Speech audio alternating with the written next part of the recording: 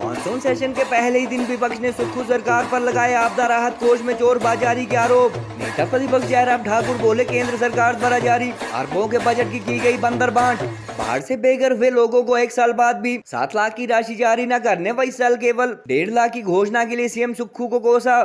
प्रदेश में बिगड़ती कानून व्यवस्था व गुंडा राज के मुद्दे पर भाजपा ने सदन से वॉकआउट भी किया। पूर्व सीएम से पहले इसी माह सांसद कंगना रनौत भी लगा चुकी है प्रदेश सरकार पर केंद्र द्वारा जारी 1800 करोड़ की आपदा राहत राशि में घोटाले के आरोप। सीएम सुखविंदर सुक्खू बोले पिछले साल आपदा व बाढ़ से प्रभावित परिवारों को जारी की गई करीब 4,500 करोड़ की मदद। जन सहयोग से मुख्यमंत्री आपदा राहत कोष में जमा राशि में से 150 करोड़ बाढ़ प्रभावितों पर खर्च करने की भी जानकारी दी। मुख्यमंत्री के अलावा डिप्टी सीएम व इंडस्ट्रीज मिनिस्टर हर्षवर्धन चौहान ने भी विपक्ष पर कसे तंज। कानून व्यवस्था बहाल करो,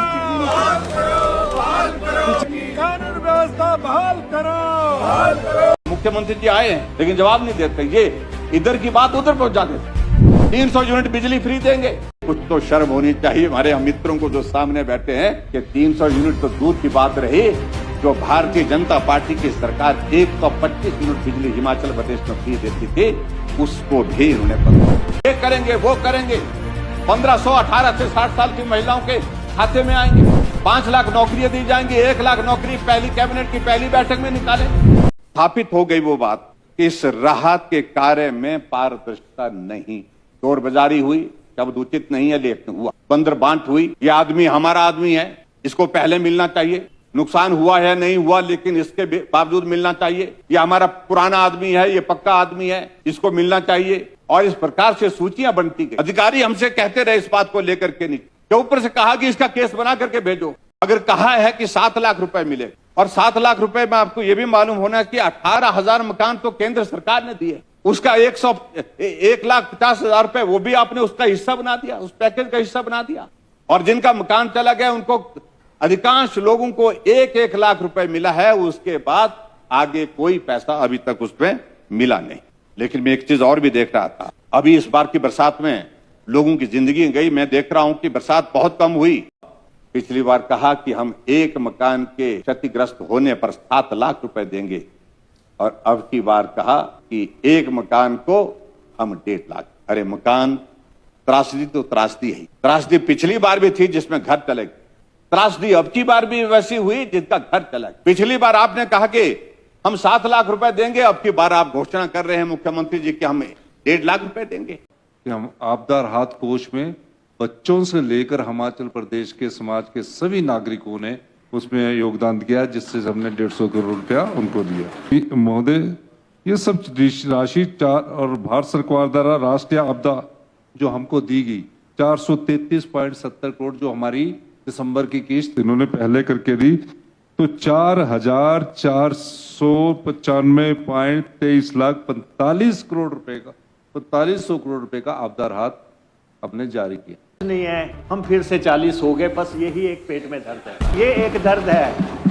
नेता प्रतिपक्ष है, पूर्व में मुख्यमंत्री रहे हैं, 2 गैंग्स लड़ रही हैं, ये चाहते हैं कि ये सदन उनका संरक्षण करे। ये बताया जा रहा है कि दोनों गुट जो है वो ड्रग की तस्करी में संलिप्त, कुछ लेन देन में जो आगे पीछे बात रह गई, यानी कि हिसाब नहीं मिला, उसको झगड़े में तब्दील होते होते थोड़ा सा वक्त लगा और उसके बाद ये स्थिति बन गई। 15 के करीब लोग डंडे लेकर के वहां पर मॉब लिंचिंग जिस तरह से वहां पर हुई, जहां युवक की पिटाई की 3 युवकों की, जिसमें एक की तो मौके पर ही डेथ हो, एक को पीजीआई में भेजा गया है, जीने की संभावना कितनी है ये भी एक चिंता का विषय, गंभीर रूप से घायल, और एक पंचकुला के हॉस्पिटल में।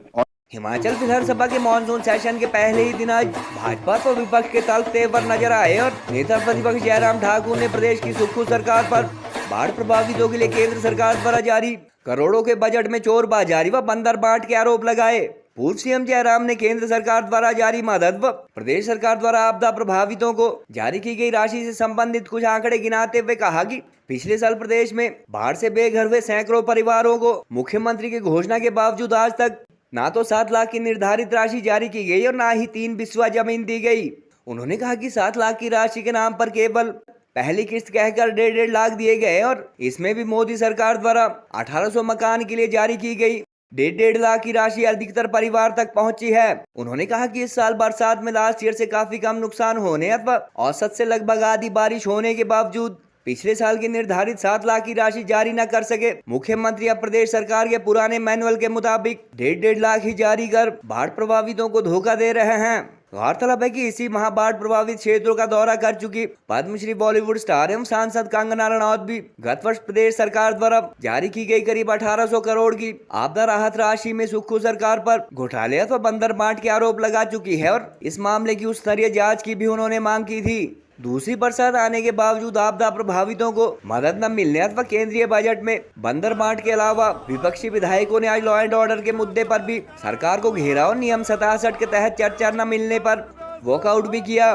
दोबारा सदन की कार्यवाही शुरू होने के बाद भी सत्ता पक्ष व विपक्ष में तीखी नोकझोंक देखी गई और प्रदेश की कांग्रेस सरकार के इस दूसरे मॉनसून सेशन में आने वाले दिनों में भी केंद्रीय मदद, बिगड़ती कानून व्यवस्था, अधूरी इलेक्शन गारंटी व संस्थान बंद करने जैसे मुद्दों को लेकर हंगामा जारी रहने का अंदेशा जताया जा रहा है। आपदा व बाढ़ प्रभावितों पर बात करते हुए पूर्व मुख्यमंत्री जयराम ठाकुर ने पहली कैबिनेट में 1 लाख सरकारी नौकरियां व महिलाओं को 1500 रुपए पेंशन न मिलने तथा उनकी सरकार द्वारा चलाई जा रही 125 यूनिट फ्री बिजली तथा हिमकेयर योजना बंद किए जाने के प्रदेश सरकार के प्रयासों की निंदा की। 1000 संस्थान बंद किए जाने के बाद अब प्राइमरी अथवा छोटे बच्चों के स्कूल भी बंद करने के मुद्दे पर विपक्ष सरकार को घेरने की तैयारी में है। उधर मुख्यमंत्री सुखविंदर सुक्खू ने विपक्ष के सवालों का जवाब देते हुए कहा कि प्रदेश सरकार द्वारा केंद्रीय सहयोग को लगाकर पिछले साल के आपदा प्रभावितों को अब तक करीब 4500 करोड़ की मदद दी जा चुकी है और इस साल के आपदा प्रभावितों की भी प्रदेश सरकार बिना केंद्र सरकार की मदद की उम्मीद के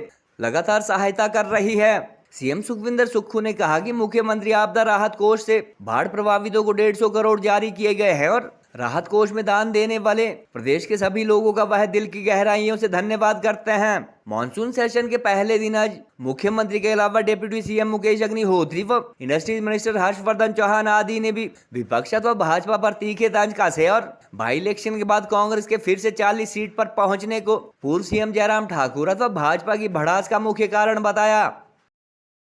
हिमाचल प्रदेश में केंद्र सरकार की ओर से भी जो मदद उस आपदा के दौरान हुई, चाहे वो रेस्क्यू ऑपरेशन करने की आवश्यकता थी जिसके लिए केंद्र से, चाहे वो हेलीकॉप्टर की आवश्यकता थी, एनडीआरएफ की टीमें भेजने की बात थी, आर्मी के जवान भेजने की बात थी, और सब कुछ किया। केंद्र ने मदद करने की कोशिश की। मैं आदरणीय प्रधानमंत्री, गृह मंत्री जी का आभारी हूं, आदरणीय नड्डा जी का भी आभारी हूं। आपदा के लिए एक पहली किस्त के रूप से 181 करोड़ रुपए दिए गए और दूसरी किस्त के रूप में 183 करोड़ रुपए दिए गए।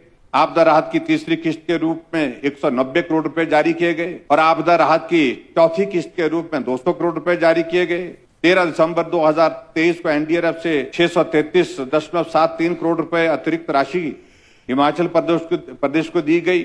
और इसके अतिरिक्त अभी जो इस बार का जो बजट 2024-25 का जो प्रस्तुत हुआ लोकसभा में, नुकसान हुआ है, जो पिछली बार जो नुकसान हुआ उसकी भरपाई के लिए विभिन्न माध्यम से, विभिन्न योजनाओं के माध्यम से, विभिन्न माध्यम से केंद्र की ओर से हिमाचल प्रदेश को मदद की जाए। अध्यक्ष महोदय, मुझे इस बात को लेकर के खेद कि वक्त बीतता गया, सरकार अपनी राजनीतिक गतिविधियों में मशगूल हो गई और जिन लोगों के घर चले गए थे, जिन लोगों के घर चले गए, जमीन चले गई, वो इंतजार करते रहे कि जो पैकेज दिया गया है उस पैकेज का हिस्सा हमको भी मिलता है, क्योंकि हम भी पाते। और कुछ लोग ऐसे भी हैं जिनको नुकसान नहीं हुआ लेकिन पैसे की किस्तें उनके खाते में, कुछ लोगों को मिला भी।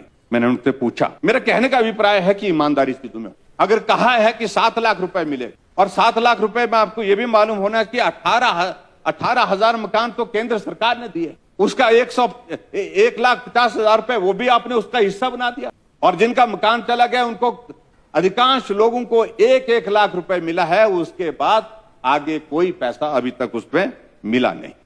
1,50,000 यानी कि 1.5 लाख रुपए जो रिलीफ मैनुअल में पहले से दिया जाता था उसी के मुताबिक पहले से चलता तो कोई प्रश्न खड़ा नहीं होता। लेकिन आज प्रश्न खड़ा हो रहा है कि इस बार के बरसात में जिनके घर चले गए हैं, जो तबाह हो गए, जो बेघर हो गए, उनके लिए आप 1,50,000 यानी कि 1.5 लाख रुपए देने की बात कह रहे हैं। उनके लिए आप पैकेज के अनुसार कोई बात नहीं कहने। और दूसरी बात अध्यक्ष महोदय, चिंता तो उस बात की है हमारे लिए, सबसे बड़ा दुख तो इस बात का होता है कि ये आदत बन गई सरकार कि वक्त निकालो झूठ बोलकर। ये मानवीय स्वभाव है, थोड़े वक्त के बाद लोग भूलना शुरू कर देते हैं जो क्या बोला।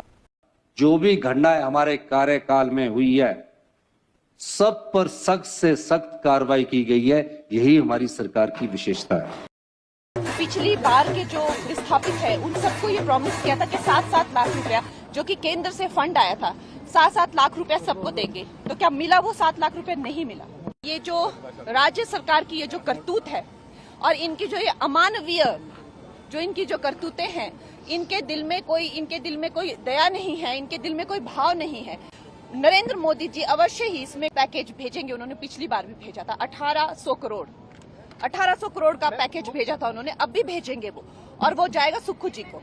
लेकिन क्या वो विस्थापितों को देंगे? वो जो है उसकी मैं कहूंगी कि एक स्पेशल इंक्वायरी बिठाई जाए और जो भी इन्होंने यहाँ पे भ्रष्टाचार का जो यहाँ पे इन्होंने नाच शुरू किया है उस पे जो है लगाम लगाई जाए, क्योंकि एक हद तक जो है, लेकिन जब इंसानियत यहाँ पर जो है रोने लगी है तो अब हिमाचल के जो है वो नागरिक नहीं सहेंगे, ये इस तरह की क्रूरता नहीं सहेंगे। गोल्ड कड़ा या टेम्पर ज्वेलरी लेना चाहते हो तो ये है बेस्ट ऑप्शन। हिमाचल का popular jewellery brand Bhushan Jewellers कड़ों की कलेक्शन में टेम्पर ज्वेलरी, शीट कड़ा, मीना वर्क गोल्ड कड़ा, गेरू कड़ा, ऑक्सीडाइज्ड गोल्ड कड़ा, बैंगल जैसी widest collection lowest making charges के साथ आपको बेस्ट प्राइसिंग में दे रहा है। तो अगर आप भी चाहते हैं गोल्ड कड़ा या टेम्पर ज्वेलरी खरीदना तो जरूर विजिट कीजिए भूषण ज्वेलर्स, लोअर बाजार, सोलन।